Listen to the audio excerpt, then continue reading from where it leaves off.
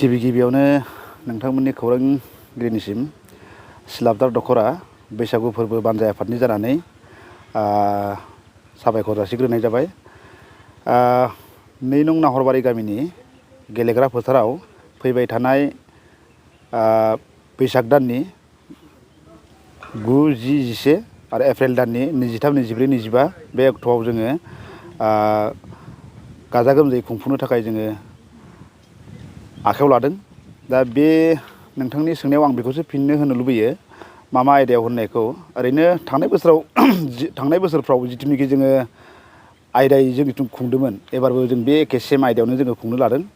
दा बेहाय मोननैसो बारायदों, दिरुं बोनाय, आइजोफोरनि दिरुं बोनाय, ओमफ्राय मा होनना बुङो भलिबल गेलेनाय बादायलायनाय बेथ' थाखाबायानोसै, बिहामजो हान्जा मोसानाय, ओमफ्राय जेवजा मोसानाय, सिंगेल मोसानाय। जों बेहाय थांनाय बोसोरफ्राव लादोंमोन रेकर्डिं मोसानाय। जों बे रेकर्डिं मोसानायखौ जोङो सावरायलायनायनि गेजेरजों एबार जोङो माने लाथ'नाय नङा बा लानायखौ जोङो गारगोन, बेखौ जों साननाय जादों आरोखि।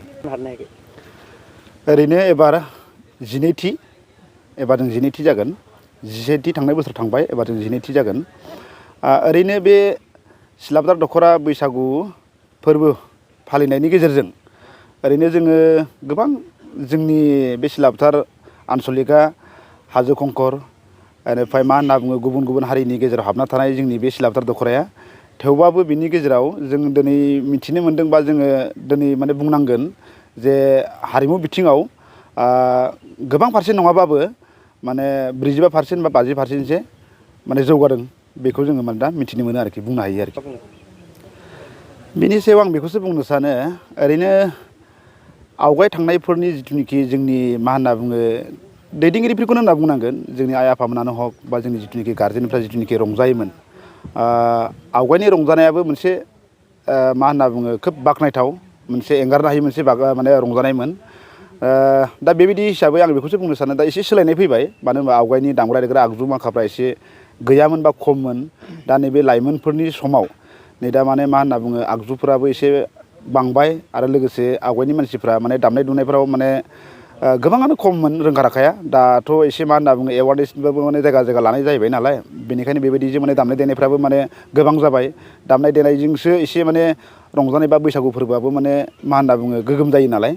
दा बेबायदि हिसाबै माने मा होनना बुङो लाइमोनफोरनि जिथुनिखि दा माने सालायनायाव बा लाइमोनफोरनि माबा नाजानायाव माने आवगायनिसो एसे सोलायदों आरोखि, आं बेखौ बुंनो सानो।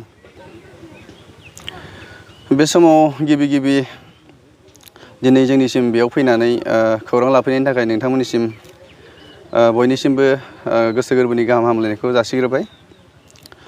दा बे समाव आं बेखौनो बुंगोन दि जोङो खुंगा 1निफ्राय खुंगा 10सिम सिलाबदार दखरा बैसागु फोरबो आफादा बिदाय फोरबोखौ जोङो भगबान सारियालिनि दैमालु बर' गेजेर आरो गोजौ फरायसालिनि गेलेग्रा फोथाराव जों खुंबोबाय थादों। देग्लाय जोङो सावरायलायनायनि गेजेरजों बेखौनो थांखि लादों दि जोङो 1निफ्राय 10सिमखौ दैमालु बर' गेजेर आरो गोजौ फरायसालिनि गेलेग्रा फोथाराव खुंदोंब्लाबो जों देग्लायनिफ्राय जे जोंनि सिलाबदारनि ओनसोलफोराव जेरावनाखि फिल्ड गुवार दङ, बेफोराव जोङो सोलाय खुंनायनि हाबाफारिखौ लादों।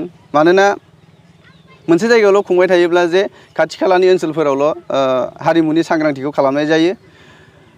जोंनाथ' सिलाबदार दखरायाव गोबां गुवार एरियाया आरो गामिफोराबो गोबां सिदलि बिदलि थानायखाय जोङो ज' नङैखाय जों मोनसे जायगायावल' खुंबाय थायोब्ला जोंनि हारिमुनि जिथुनाखि बाहागो लानाय बेखौ जोङो ग्रोम खालामनो हायाखै बा नुनो मोनाखै।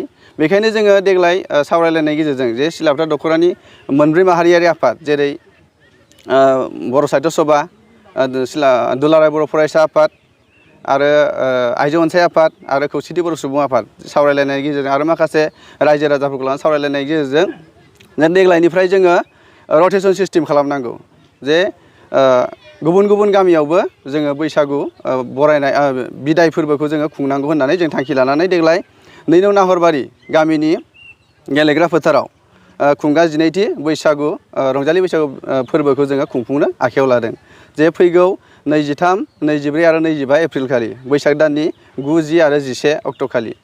आरो जोङो थांनाय बाराव थांनाय बोसोराव 2022 मायथाइनि थांनाय बोसोराव जोङो मा बाजार गोजोनपुर होननाय गामियाव जों बैसागु बरायनाय हाबाफारिखौ गिबि खेब लाजेनदों आरो देग्लाय जोङो बैसागु बरायनाय हाबाफारिखौबो सिलाबालि गामिनि गेलेग्रा फोथाराव जोङो देग्लाय खुंनो लादों नैथि बरायनाय हाबाफारिखौ। थिग बिदिनो बरायनाय हाबाफारियाबो जोंना मोनफ्रोमबो गामियावनो बिदिनो सोलाय जालांबाय थागोन। मानोना जोङो सोब गामियावनो हारिमुनि जिथुनाखि सांग्रांथि बेखौ जोङो लाबोनायनि मोनसे थांखि लादों। थिग बिदिनो जोंनि बे बिदाय एबा जोंनि रंजालि बैसागु फोरबो बेखौबो जोङो जायगा लायै जायगा जोङो बिदिनो सोलाय लालांबाय थासिगोन होननानै जों देग्लायनिफ्राय थांखि आजावनाय जाबाय। आरो दिनै आं बेखौनो खावलायगोन जे जोंनि सेंग्रा सिख्ला लाइमोन आरो गामिनि बैसोगोरा जिथुनाखि रायजो राजाफोर बिथांमोनाबो जे हारिमुनि फारसे ओरैबायदि गोसो थानांगोन जे जोङो हारिमुखौ जेब्लायबो फोथांना लाखिगोन आरो जोङो ग्रोम आरो गाजा गोमजायै खुंफुंसिननो लागोन जे थांनाय बोसोरनिफ्राय देग्लाय साबसिन जागोन आरो खालमासि देग्लायनिफ्राय साबसिन खालामगोन जों बेफोरबायदि थांखिजों जोङो आवगायलांबाय थानांगोन आरो दिनै आङो बेखौनो जोंनि सिलाफोथार दख'रा बैसागु फोरबो आफादनि सिङाव थानाय मोनफ्रोमबो गामिनि लाइमोन सेंग्रा सिख्ला आरो दैदेनगिरि बिथांमोनखौ दिनैनि बे बिजोंनि गेजेरजों खावलायहरनाय थाबाय।